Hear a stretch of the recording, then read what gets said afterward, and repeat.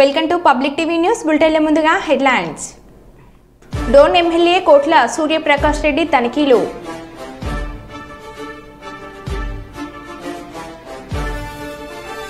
Collectorate ముట్టడికి తరలిన AITUC శ్రేణులు.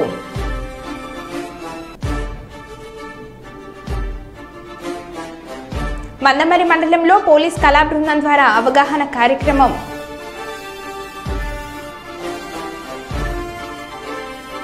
నందికొట్కూరు మున్సిపాలిటీలో వైసీపీకి భారీ షాక్. కుమారి ఆంటీని కలిసిన బాలీవుడ్ నటుడు సోను సూద్.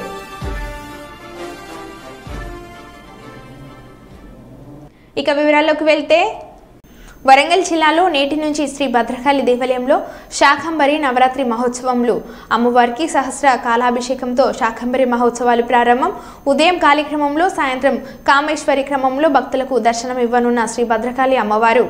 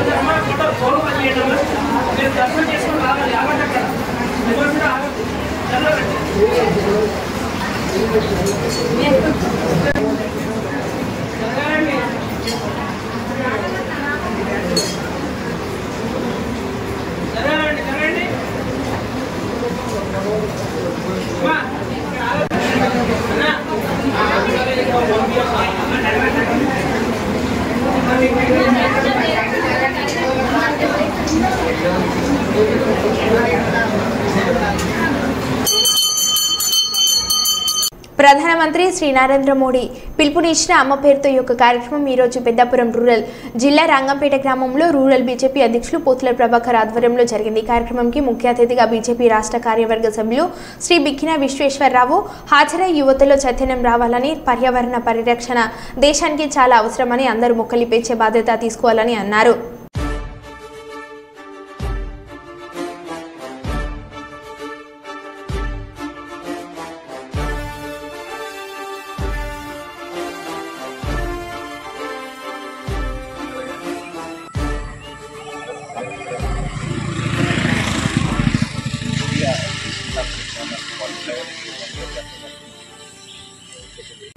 హైదరాబాద్ లో కుమారి ఆంటీని కలిసిన బాలీవుడ్ నటుడు సోను సూద్. కుమారి ఆంటీతో సరదాగా కాసేపు మాట్లాడి సమయం గడిపిన సోను సూద్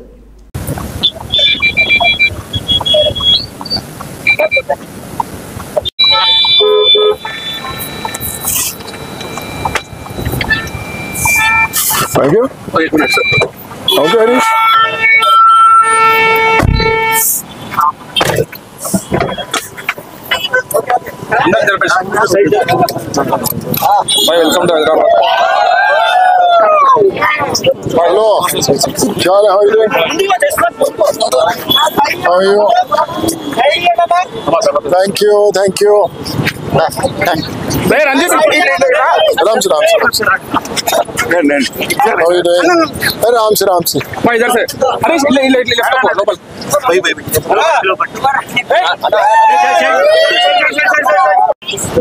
अरे राम से हेलो अरे राम से कैसे आप so nice to see you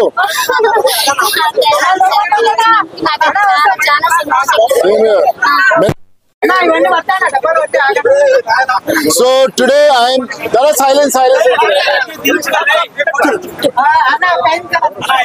So today please 5 minutes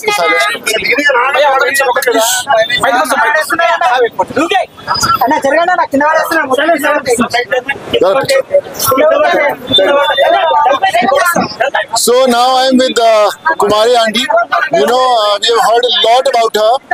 She is a self-made lady. We talk about women empowerment. We talk about how everyone should work hard for the families. Kumari aunty is the best example. And all the people, all the ladies, all the women across the country, whoever is, going through tough times, she should be an example to follow, that how you can work hard and do good for the family. Kumari aunty जी कैसा लग रहा है आज आपको? अच्छे अच्छा है? बहुत अच्छे। तो आज के वेज है नॉन वेज है कि दोनों है? पूरा आदमी है, पूरा है। वेज नॉन वेज दोनों है? क्या आदमी को भी बना दिया? थोड़ा हिंदी बहुत अच्छा है, कोई बात नहीं, आपका हिंदी बहुत अच्छा है। नॉन वेज है, वेज है, वेज है, वेज है, नॉन वेज है। तो कुमारी आंटी के हाथ का वेज भी है, नॉन वेज भी है। मैं तो वेजिटेरियन हूँ। और कुमारी आंटी कितने का एक प्लेट? एक plate veg 80 rupees, veg 80 rupees और नॉन वेज 120 रुपीस। 120 रुपीस। तो भैया मैं तो 80 रुपीस वाला कस्टमर हूँ, तो जो 80 रुपीस का वेजिटेरियन है, मेरे लिए कितने का डिस्काउंट है? फ्री। आज तो लॉटरी लग गया हमारा यार आंटी कुमारी आंटी। अगर आप फ्री बोलोगे तो मैं हर रोज आएगा खाने के लिए, चलेगा?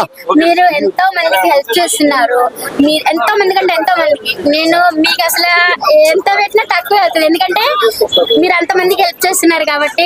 నాకు కష్టం వచ్చినప్పుడు కూడా మీరు అలా ఫోన్ చేసి నాకు అలా ఓదార్పు చెప్పినప్పుడు కూడా సింగరేణి పరిధిలోని బొగ్గు క్షేత్రాలను సింగరేణికి కేటాయించాలని డిమాండ్ చేస్తూ అన్ని కార్మిక సంఘాలు ఇచ్చిన ఆందోళన కార్యక్రమంలో భాగంగా శుక్రవారం జిల్లా కేంద్రంలోని కలెక్టరేట్ కార్యాలయం ముట్టడికి పట్టణానికి చెందిన ఏఐటీయూసీ నాయకులు కార్యకర్తలు భారీగా తరలి వెళ్లారు. ఈ సందర్భంగా వారు మాట్లాడుతూ సింగరేణి పరిధిలోని బొగ్గు క్షేత్రాలను సింగరేణికి కేటాయించాలని లేని పక్షంలో ఆందోళనను ఉధృతం చేస్తామని తెలిపారు.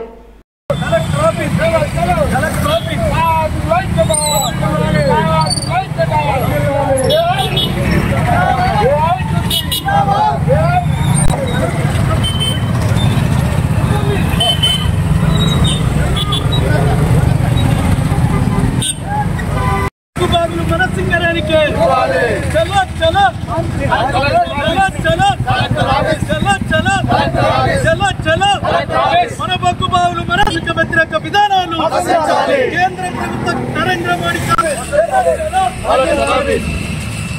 నిర్మించిన 4 బొగ్గు బ్లాక్లను కేంద్ర ప్రభుత్వం వేలంపాటల ద్వారా ప్రైవేటు వారికి అప్పచెప్పే విధానాన్ని వ్యతిరేకిస్తూ ఏఐటీసీ భారత కమ్యూనిస్ట్ పార్టీ ఆధ్వర్యంలో ఈరోజు మంచిర్యాల జిల్లా కలెక్టర్ ఆఫీస్ ముందు మహాధర్నా నిర్వహించడం జరుగుతూ ఉన్నది.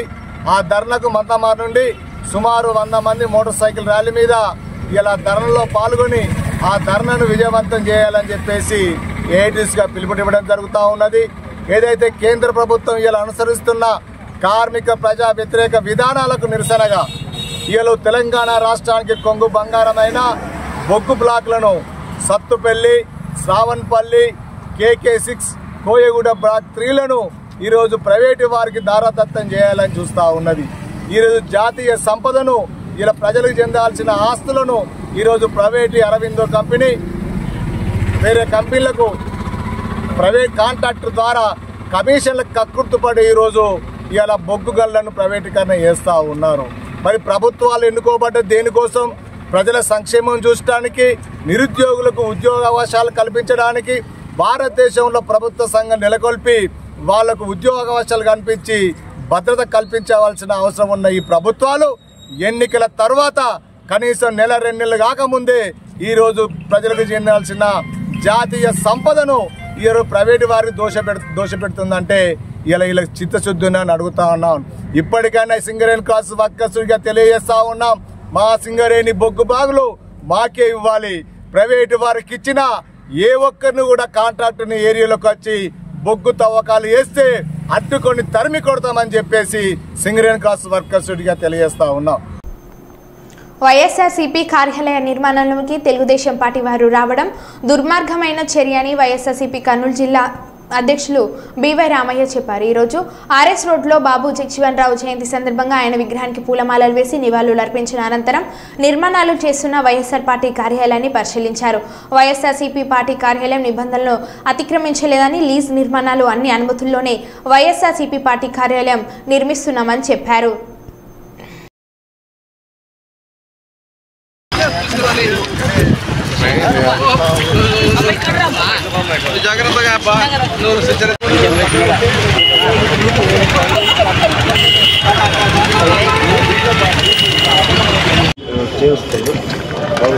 ఈ రోజున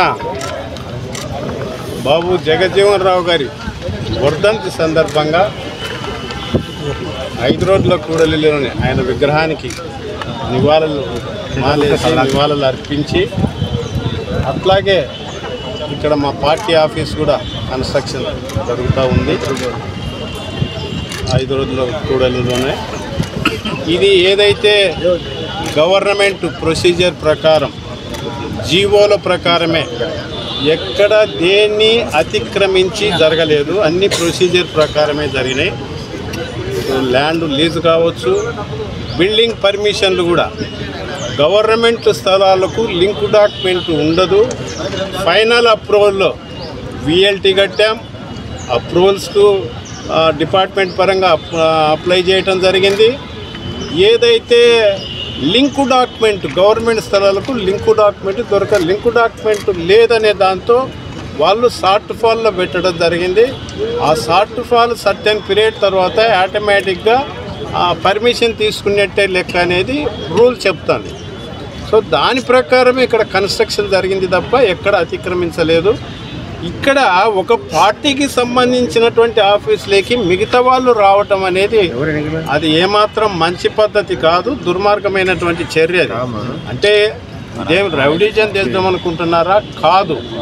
ఎందుకంటే ఏదన్నా ఉంటే చట్ట ప్రకారంగా ప్రొసీడ్ కావచ్చు, కోర్టులు ఉన్నాయి, చట్టాలు ఉన్నాయి, దాని ప్రకారం ప్రొసీడ్ కావాలి తప్ప ఈ రకంగా వచ్చి లోపలికి వచ్చి అవి ఏవేవో తీసి డిస్టర్బ్ చేసి రాజశేఖర రెడ్డి గారి విగ్రహాన్ని డిస్టర్బ్ చేసి ఇదంతా మంచి పద్ధతి కాదు.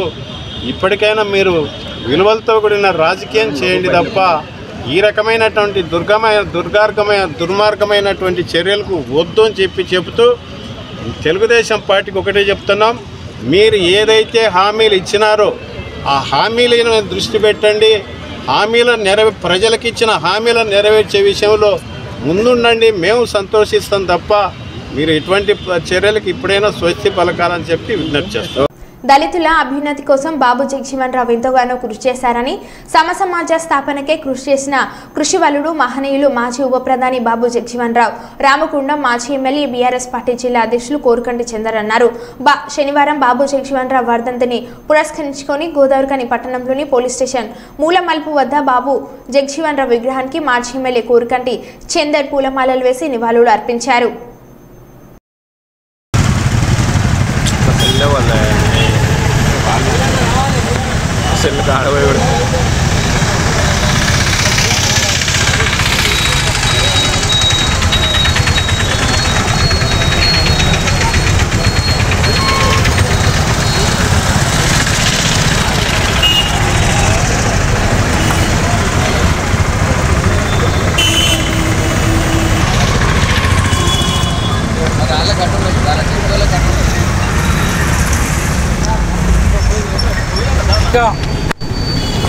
ప్రాతినిధ్యం వహించినటువంటి గొప్ప క్రమశిక్షణ కలిగినటువంటి నాయకుడు.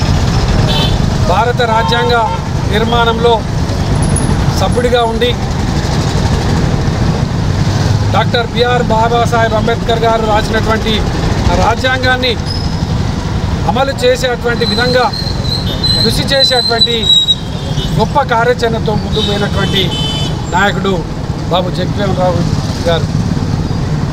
అంటరానితనాన్ని నిర్మూలన కోసం భారతదేశంలో ఉన్నటువంటి దళితులు బహుజనులు అందరూ కూడా సంపన్న కులాలు ఏ విధంగా అయితే జీవిస్తున్నాయో ఆ విధంగా జీవించాలని కోరుకున్నటువంటి మహోన్నతమైనటువంటి వ్యక్తి బాబు జగజీవన్ రావు గారు. వారి జ్ఞాపకాలను గుర్తు చేసుకుంటూ రామగుండం నియోజకవర్గ కేంద్రమైనటువంటి గోదావరి కనిలో జగజీవన్ రావు గారిని ఇక్కడ విగ్రహాన్ని గతంలో కాంగ్రెస్ చైర్మన్గా ఉన్నటువంటి బడికల్ రాజలింగం గారు ఏర్పాటు చేసినారు. అప్పటి నుండి ఇప్పటి వరకు కూడా ఈ యొక్క వేదిక ద్వారా అనేక కార్యక్రమాలు దళిత సంఘాలన్నీ కూడా ఒక్కతాటిపైకి వచ్చి ఈ యొక్క జయంతి వేడుకలు కానీ వర్ధంతి వేడుకలు కానీ నిర్వహించేటువంటి సంస్కృతి ఉంటుంది. కానీ ఇలా ఆ సంస్కృతి కనుమరుగయ్యేటువంటి విధంగా ఇప్పుడున్నటువంటి పాలకవర్గం కానీ ఇప్పుడున్నటువంటి నాయకులు కానీ అధికారులు కానీ ప్రవర్తిస్తున్నట్టుగా అర్థమవుతూ ఉన్నది. మహానీయుల జయంతి ఉత్సవాలను నిర్వహించేటువంటి కార్యాచరణ ప్రత్యేకంగా ప్రభుత్వాలే నిర్ణయం తీసుకున్నాయి. ఎందుకనంటే వారు చేసినటువంటి త్యాగం, వారు చేసినటువంటి సేవను భావి తరాలకు తెలియజెప్పాలి.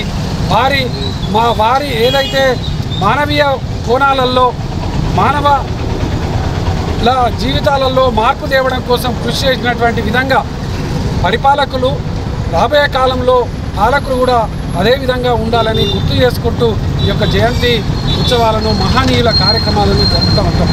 ఈ విధంగా ఇక్కడ రామగుండం కార్పొరేషన్లో ప్రతి ఏటా జరిగేటువంటి కార్యక్రమం. మరి మార్పు అనంటే ఇదేనా మార్పు అనేది ఇలా అర్థం కానటువంటి పరిస్థితి కనిపిస్తూ ఉన్నది. మార్పు వస్తుందని మార్పు కావాలని ప్రజలందరూ కూడా కోరినరు. ఇలా కొత్తగా ఎమ్మెల్యేను అక్కడ ముఖ్యమంత్రిని కోరుకున్నారు. మరి ఈ మార్పు అంటే ఇదే మహానీయుల జయంతిలను వర్ధంతుల కార్యక్రమాలను ప్రభుత్వ పరంగా నిర్వహించవద్దు అని ఏమన్నా నిర్ణయం తీసుకున్నారా? మరి ఆ నిర్ణయము రామగుండం కార్పొరేషన్లోన జరుగుతున్నదా, రామగుండం నియోజకవర్గంలోన జరుగుతున్నదా అని ఇలా ప్రతి ఒక్కరు కూడా ఆలోచన చేస్తున్నటువంటి పరిస్థితులలో దీనిపైన తప్పకుండా కలెక్టర్ గారు దీని మీద తప్పకుండా సమాధానం చెప్పాలి. కమిషనర్ గారు సరిగ్గా సమాధానం చెప్పాలి. ఇక్కడ ఉన్నటువంటి స్థానికంగా ఉన్నటువంటి ఎమ్మెల్యే గారు కూడా సమాధానం చెప్పాలి. రాబోయే కాలంలో ఇటువంటి చర్యలకు పాల్పడితే తప్పకుండా దళిత బహుజనులందరూ కూడా ఈ యొక్క ప్రభుత్వం మీద కానీ ఈ యొక్క అధికారుల మీద కానీ తప్పకుండా వారి మీద చర్యలు తీసుకునేటువంటి విధంగా కార్యాచరణతో కూడా ముందుకు పోవాల్సి ఉంటుందని కూడా ఈ సందర్భంగా తెలియజేస్తూ రామగుండం నియోజకవర్గంలో ఉన్నటువంటి దళిత బహుజనులకు సకల జనులందరికీ కూడా హృదయపూర్వకంగా నమస్కారాలు తెలియజేస్తా ఉన్నాను. ఎంపీడీఓ కార్యాలయం ఎదురుగా శ్మశానంలో తెల్లవారుజామున ప్రభుత్వ రికార్డులు సంచిలో తీసుకొచ్చి కాల్చివేసిన వైనం. ఎంపీడీఓ ఆఫీస్ రికార్డులుగా అనుమానిస్తున్న టీడీపీ నేతలు గత ప్రభుత్వంలో 1,36,61,000 ప్రభుత్వ సొమ్ము తన సొంత ఖాతాలో మళ్లించుకున్న కంప్యూటర్ ఆపరేటర్ సునీల్ ఈ విషయంపై ఎంపీడీఓతో సహా ఇద్దరు అధికారులను నిన్న సస్పెండ్ చేసిన జిల్లా కలెక్టర్ సుమిత్ కుమార్.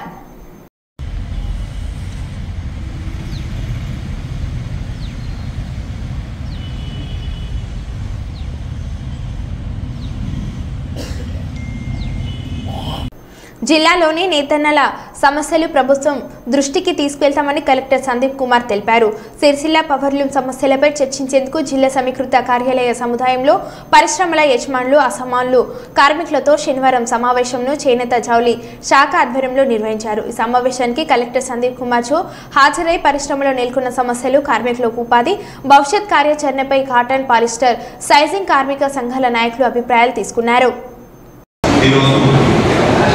25 పౌర్ణమ్స్ నడుస్తూ దీనికి సంబంధించినటువంటి అన్ని రకాల వాళ్ళకు మేము దాదాపుగా 30,000 కుటుంబాలకు ఉపాధి కంటే ఎక్కువ ఉన్నటువంటి యూనిట్స్ అన్ని దాదాపుగా వేరే నడవదు, తొందరగా అందేయాలి, టైంలో కూడా చాలా ఆ పారిశ్రామిక అంతా కూడా హైదరాబాద్ వాళ్ళు ప్రాసెసింగ్ యూనిట్ వాళ్ళు మార్వాడీస్ వాళ్ళంతా కొనుగోలు చేసి మార్కెటింగ్ చేసుకుంటాం. ఆ 4 నెలలు ఏదైతే కొత్త మధ్యలో చేసిన తర్వాత వాళ్ళంతా మాలేగాం వెళ్ళినారు. కేసీ క్లాత్ నడుస్తూ ఇక్కడ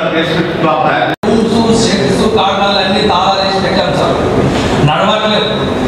జిల్లా అధికారి గారికి, ఇక్కడికి వచ్చినటువంటి అన్ని సంఘాల నాయకులకు, యజమానులకు, ఆసాములకు, కార్మికులకు, కార్మిక సంఘం నాయకులకు అందరూ కూడా అందరూ కూడా పేరు పేరు నమస్కారం.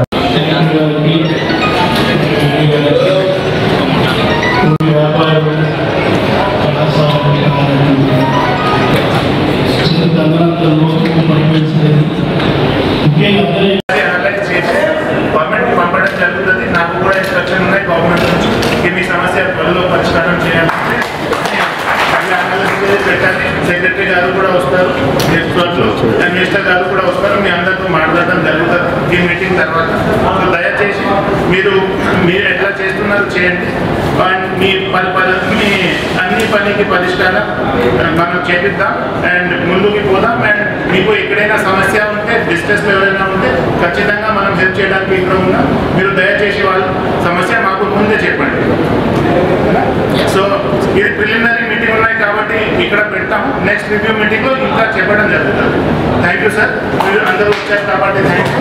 అండ్ మా సహకారం మొత్తం ఉంటుంది అండ్ నెక్స్ట్ మీటింగ్ వరకు చెప్పడం జరుగుతుంది. Thank you sir. పిఠాపురం నియోజకవర్గాన్ని అభివృద్ధి చేసేందుకు ఉప ముఖ్యమంత్రి పిఠాపురం ఎమ్మెల్యే కొణిదెల పవన్ కళ్యాణ్ ప్రణాళిక సిద్ధం చేశాడని, దేశంలో ఆదర్శవంతమైన నియోజకవర్గంగా పిఠాపురం నియోజకవర్గం అభివృద్ధి చెందుతుందని పిఠాపురం నియోజకవర్గం జనసేన పార్టీ ఇన్ఛార్జ్ మారెడ్డి శ్రీనివాస్ తెలియజేశారు. పిఠాపురం నియోజకవర్గం గొల్లప్రోడు మండలం చేబోలు గ్రామంలో గల కొణిదెల పవన్ కళ్యాణ్ నివాసంలో పిఠాపురం నియోజకవర్గం Janasena party in-charge Mareddy Srinivas media సమావేశం ఏర్పాటు చేశారు. ప్రింట్ మీడియా మిత్రులందరికీ కూడా మా హృదయపూర్వక ధన్యవాదాలు తెలియజేయడం కోసం ఈ సమావేశం ఏర్పాటు చేయడం జరిగింది. మీరంతా నాకు చక్కగా సహకరించి ఈ 3 రోజుల్లో జరిగిన కార్యక్రమాన్ని బాగా కవర్ చేశారు. మీ అందరు కూడా మరొకసారి మా ధన్యవాదాలు. అదేవిధంగా సారు మొట్టమొదటి రోజున పెన్షన్ల కార్యక్రమంలో ఈ గొల్లపూల గ్రామంలో సత్యకృష్ణ కళ్యాణమండపంలో జరిగింది. ఆ కార్యక్రమం కూడా అత్యంత వైభవంగా జరిగింది. ముందుగా గత ఎలక్షన్ టైంలో కూడా అప్పటి అధికార ప్రభుత్వం ఒకటే చెప్పింది, మీరు చెప్తున్న విధంగా కూడా పెన్షన్లు అయ్యి ఇవ్వలేరు, మాకున్న వాలంటరీ వ్యవస్థ మూలంగానే మీ ఇంటి వరకు మొట్టమొదటి నేను చేరుస్తున్నాం, మీరు హామీ ఇచ్చినట్టుగా కూడా ఈ పెన్షన్లు కానీ హామీలేవి కూడా అమలు చేయవు అని చెప్పిన సందర్భంగా ఆ రోజు మేము ఒకటే చెప్పాం, రాష్ట్రంలో జరుగుతున్నటువంటి ముఖ్యమైన సంక్షేమ పథకాలు కూడా ఏవి ఆగవు, అవి నిరంతరంగా కొనసాగుతాయని చెప్పాం. అదేవిధంగా రాష్ట్రంలో ఎన్ని ఆర్థిక ఇబ్బందులు ఉన్నా కూడా 3,000 కాకుండా చెప్పిన విధంగా 4,000, దాంతోపాటు ఈ కూటమి ప్రభుత్వం హామీ ఇచ్చిన విధంగా ఏప్రిల్ నెల నుంచి ఒక్కొక్క నెలకి 3,000 బకాయిలు చెప్పిన ఈ వృద్ధాప్య వితంతు పింఛన్లన్నీ కూడా 7,000 చొప్పున ఇవ్వడం జరిగింది. అదేవిధంగా ఈ డిజేబుల్డ్ పర్సన్స్, డయాబెటిక్ పేషెంట్స్ వారి అనుసరించి పెంచిన విధంగా 6,000 నుంచి 15,000 కూడా పంపిణీ చేయడం జరిగింది. అదే కాకుండా ఆ రోజున మా అధ్యక్షులు ఉప ముఖ్యమంత్రి అయినట్టు పవన్ కళ్యాణ్ చెప్పినట్టు విధంగా వాలంటీర్ వ్యవస్థ లేకపోయినప్పటికీ కూడా ఆల్రెడీ సచివాలయ సిబ్బంది ఆల్రెడీ ప్రభుత్వం ఏర్పరిచింది. ఒక్కొక్క సచివాలయంలో 50-10 మంది సభ్యులు ఉన్నారు. ఈవేళ అదే కార్యక్రమాన్ని సాయంత్రం 5 గంటలకల్లా 98% చొప్పున పెన్షన్లందరికీ కూడా ఇంటి వరకు చేర్చడంలో రాష్ట్ర యంత్రాంగం అంతా కూడా సక్సెస్ అయింది. మేము ఎందుకు పదే చెప్తున్నామంటే మేము ఎవరికి వ్యతిరేకం కాదు. వాలంటీర్ వ్యవస్థలో పాపం వాళ్ళందరినీ మభ్యపరిచి 5,000 వేతనం ఇచ్చి వీరి మూలంగా జరుగుతుందని మభ్యపరిచి ఎలక్షన్ ముందున బలవంతం చేసి చాలా మందిని రాజీనామా చేసి వారి భవిష్యత్తుని ఇవాళ ప్రశ్నార్థకంగా మార్చేసింది. మేమేం చెప్తున్నామంటే ఒక బాధ్యత రహితమైనటువంటి వ్యవస్థ ఉండాలి. ఒక పంచాయతీరాజ్ వ్యవస్థ ఉంది, దానికి ప్యారల్గా ఈ సచివాలయం క్రియేట్ చేశారు. ఈ సచివాలయం కూడా 10 మందిని ఎంప్లాయీస్ని వేశారు. దానికి తోడు ఈ వాలంటరీ వ్యవస్థను తెచ్చారు. ఈ వాలంటరీ వ్యవస్థ జవాబుదారీతనం ఎవరు దీనికి సమాధానం అన్న ప్రశ్న చేస్తే మా అధ్యక్షుల మీద ఎన్నో రకాలైన ఆరోపణలు చేశారు. ఇప్పుడు రాష్ట్రంలో పారదర్శకతను కలిగిన ప్రభుత్వం ఏర్పడింది అనడానికి నిదర్శనం నిన్న చంద్రబాబు ఢిల్లీ పర్యటన జగ్గంపేట ఎమ్మెల్యే జ్యోతుల నెహ్రూ స్థానిక టీడీపీ కార్యాలయంలో విలేకరుల సమావేశంలో అన్నారు. ఈ సందర్భంగా ఆయన మాట్లాడుతూ రాష్ట్రానికి ఆర్థిక చేయూత ఇవ్వాలని, పోలవరం ప్రాజెక్టు నిర్మాణం పునఃప్రారంభానికి సత్వర చర్యలు తీసుకోవాలని, అమరావతి రాజధాని ప్రాంతంలో ముఖ్యమైన మౌలిక వసతులు, ప్రత్యేక భవనాల సముదాయం పూర్తి కావడానికి సమగ్ర ఆర్థిక సాయం అందించాలని, పారిశ్రామిక అభివృద్ధికి ప్రోత్సాహాలు ఇవ్వాలని అన్నారు.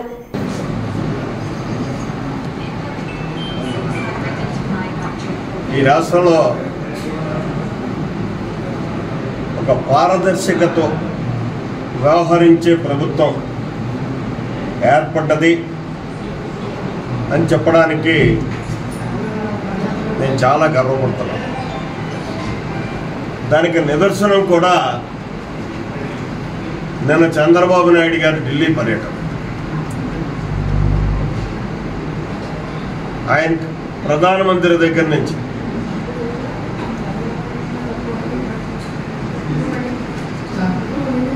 ప్రతి మంత్రిని, ఆయన కలిసినటువంటి ప్రతి మంత్రి దగ్గర నుంచి, అలాగే ఆర్థిక సంఘం చైర్మన్ దగ్గర నుంచి అందరితోటి ఏం మాట్లాడాడు, చాలా సుస్పష్టంగా ఢిల్లీ నుంచి ఆయన మాట్లాడడం జరిగింది. మీతో పత్రిక తెలియజేయడం జరిగింది, ఎక్కడ లాభార్గం లేకుండా.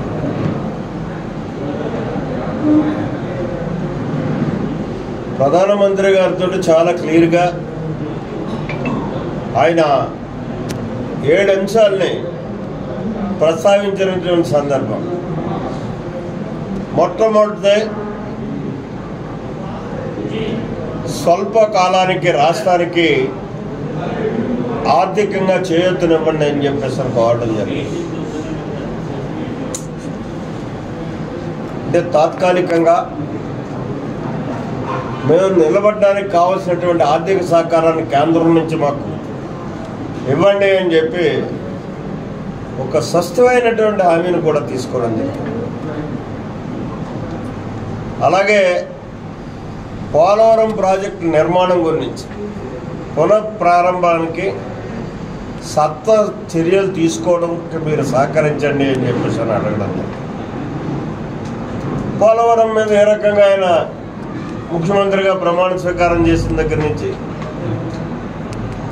ఎంత బాధ్యతాయుతంగా వ్యవహరిస్తున్నాడో మీ అందరికీ తెలుసుకున్నది. అలాగే మూడవది అమరావతి రాజధానికి